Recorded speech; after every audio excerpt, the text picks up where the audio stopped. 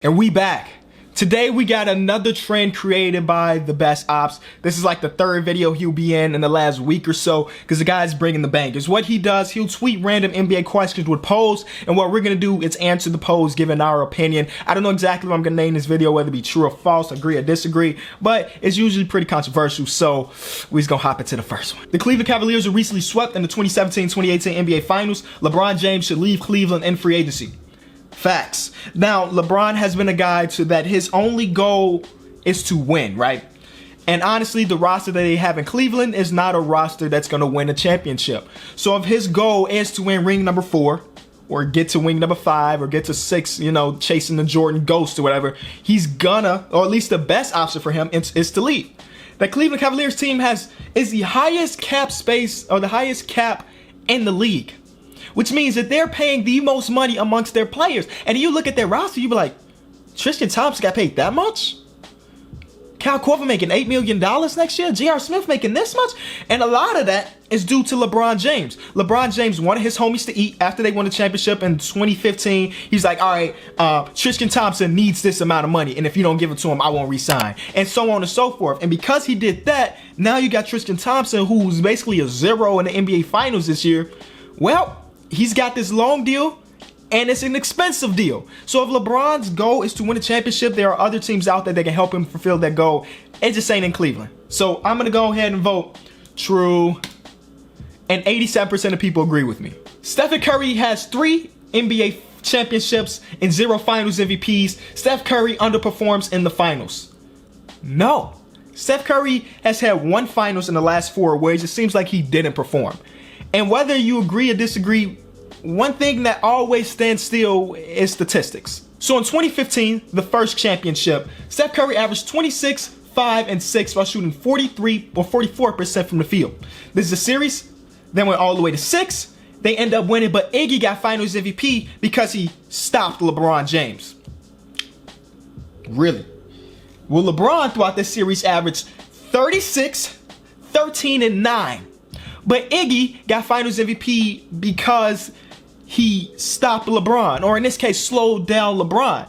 It's kind of, if you ask me, it's kind of whack. It's kind of whack that Steph Curry didn't get that one. Like, no disrespect to Iggy, because he actually had a really good series. You look at his numbers, man, 16 points per game, 6 rebounds, 4 assists. Those are really good numbers, but at the end of the day, Steph Curry averaging 26 is a little more valuable than the stuff that Iggy did. Because at the end of the day, LeBron still got his 36 PPG.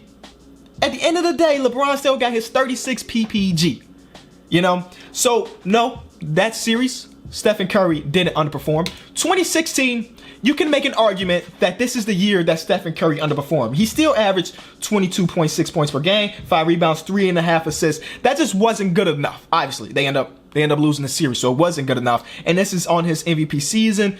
People will say that he was injured, yada, yada, yada. But at the end of the day, this was a series where he really underperformed. And in Game 7, he kind of was just laid back. And they end up losing Game 7. So this will be the one series out of the last 4 where I can say that, yeah, sure, he underperformed.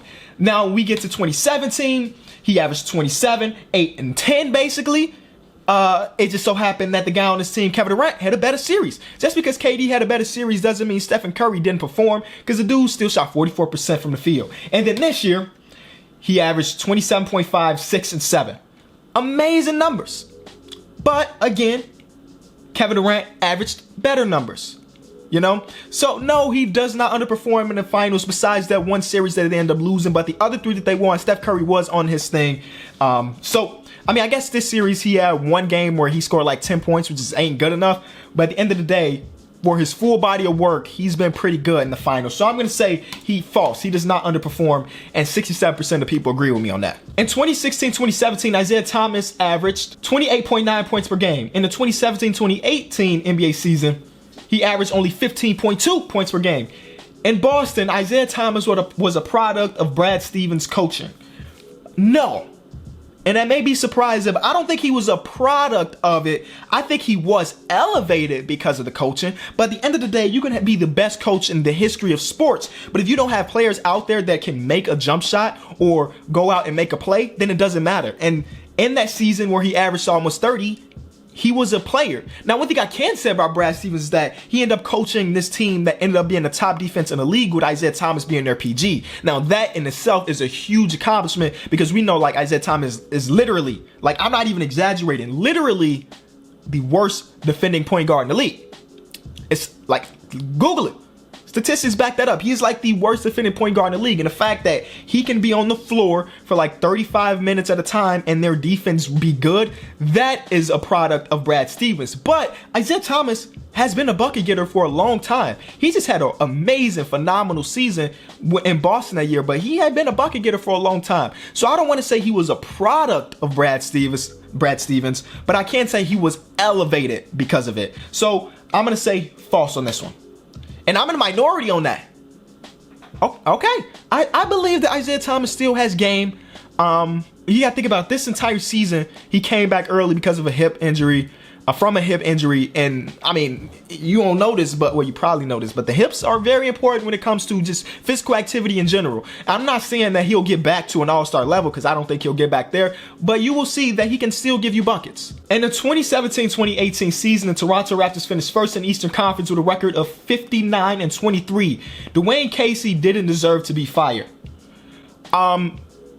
This is a tough one for me, man, because what he just said is true. Like, they were the best team in the East statistically as far as the regular season, but y'all know how it ended for them. They got swept by the Cleveland Cavaliers.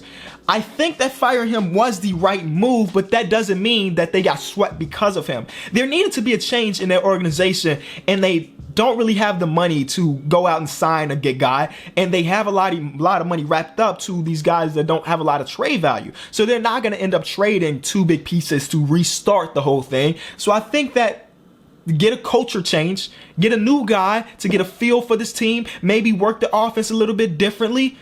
But yeah, I parallel it to the Mark Jackson thing. Mark Jackson was the coach of the Golden State Warriors. He led that team for years, and they were pretty solid. He got fired. He didn't get fired because he was a bad coach. He got fired because the general manager of the Golden State Warriors thought that there has to be a guy out there that can elevate us to the next level. They signed Steve Kerr, and that season that they signed Steve Kerr, they won a championship. I think that the Toronto Raptors needed a coach that's going to elevate them even more, and because of that, Dwayne Casey had to get fired. So to answer this question, Dwayne Casey didn't deserve to be fired. I'm going to say false because he did. I don't know if he deserved to be fired, but I'm just going to say that was the right move for their organization. And I'm in the minority again. I like being in the minority, man. All my life, I've been in the minority. Russell Westbrook averaged a triple-double in the last 2 regular seasons. Russell Westbrook stat pads. He does. Like, when a lot of people hear the word stat pad and they think that it's instantly negative. But let's be real. If me and you were playing basketball and I have 12 points, 9 rebounds, and 9 assists, and my team is up by 10, guess what I'm going to do? I'm going to try to get that extra assist, and I'm going to try to get that extra rebound. That is stat padding. And Russell Westbrook does that. Think about the last game of the season. He ended up with like 20 rebounds. That is stat padding because he knew he needed X amount of rebounds to average a triple-double. In that game, it didn't really matter too much, but at the end of the day, that is stat padding. It's not necessarily a negative thing. Sometimes it does hurt the team, but it's not necessarily a negative thing because we know that Russell Westbrook is an amazing NBA player. So does he stat pad? Sure. But he's still really good while he's doing it, so, you know? So I'm going to say true, he does, but it's not necessarily a negative thing that he's stat padding. The Portland Trail Blazers finished 3rd in the Western Conference, yet they were swept in the first round in the playoffs. The Trail Blazers need to trade either Lillard or McCollum. Facts. I've said this for like 2 years in a row, and I hope that this is the year that they finally get it done, man. These are 2 guys that are very, very good NBA players, but the Portland Trail Blazers cannot build a team around them because of all of the bonehead moves they've done over the past couple of years. Evan Turner, Alfred Aminu, Mo Harkless, Ed Davis, Miles Leonard. These are 5 guys that got paid way more money than their value. And because of that, the Portland Trail Blazers don't have the opportunity to go out and sign for a big name free agent that could put them over the hump. And the only way to get rid of one of these 5 bad contracts is to attach something valuable to it. Nobody's going to take Evan Turner's contract for nothing. They're going to want something in return. And well, the only 2 things that Portland really has is Damian and CJ. So I hope that this year they don't just say, all right, let's go one more time, baby. Evan Turner got us. No, you got to do something now before it's too late. Y'all got 2 great players. You don't want their entire careers just be like, oh, hey, we made the playoffs. We got eliminated in the first round, but we made the play. You got to make a move right now. So I'm going to say true to that. Hopefully they end up getting it done. I just hope so. In the 2018 playoffs, Terry Rozier averaged 16.5, 6 assists, 5 rebounds, and 1.5 steals per game. When Terry Rozier hits free agency, he will receive a max deal. No, I don't know. Oh, I hope no team gives him a max deal. And that's no disrespect because he is a good NBA player, but max deals should be reserved for like the elite of the elite. You know, he's not the best point guard in this team, and I don't think he'll ever be in that situation. Do I believe that he can be a starter in this league? Yeah. But not every starter deserves a max. I pray that no team looks at him like, man, I want to throw him the same amount of money that we want to throw Russell Westbrook. I want to throw him the same amount of money that Paul George is going to get. I want to throw him the same amount of money that Kristaps is going to get. You know, like, he shouldn't be in the same conversation. He's a tier below that, or even 2 tiers below that. Does he deserve a nice payday? Yes. He was just a crucial point of that team's playoff run, but not a max. I'm going to say no, and I prayed that most people said no. Most people said no. And we're going to end it off there. There were like 5 or 6 more that we couldn't get into, but because of time, we're going to stop it here. I want to shout out again to the best ops for creating these trends. These are always super, super fun. Link is in the description to his Twitter, so you can also vote on all of these. I think there's maybe 18 or 19 of them, so he's got a lot of them here. So thank y'all again for watching this video. I'll be back tomorrow. Peace.